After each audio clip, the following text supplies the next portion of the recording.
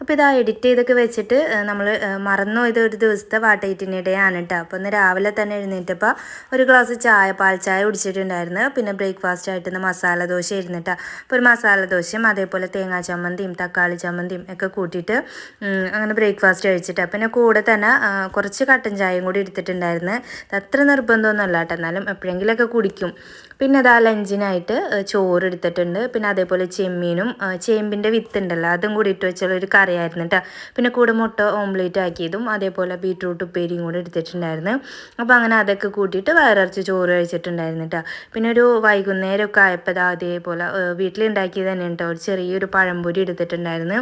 അപ്പോൾ അങ്ങനെ അത് കഴിച്ച് പിന്നെ ഐഷ കുറച്ച് മാംഗോ ഇരിപ്പുണ്ടായിരുന്നു. അപ്പോൾ അതിങ്ങനെ വെറുതെ അടിച്ചിട്ട് സ്റ്റിക്കിലാക്കിയിട്ട് നമ്മൾ ഐസാക്കിയിട്ട് ഉണ്ടാക്കിയിട്ടുണ്ടായിരുന്നു കേട്ടോ. അപ്പോൾ അതൊരെണ്ണം കഴിച്ചിട്ടുണ്ടായിരുന്നു. പിന്നെ രാത്രി ഉപ്പുമാവും ബീട്രൂട്ട് ഉപ്പേരിയും നാരങ്ങാച്ചാറും കൂട്ടിയിട്ട് അങ്ങനെ കഴിച്ചു. അപ്പോൾ ഇത്രേ ഉള്ളൂ.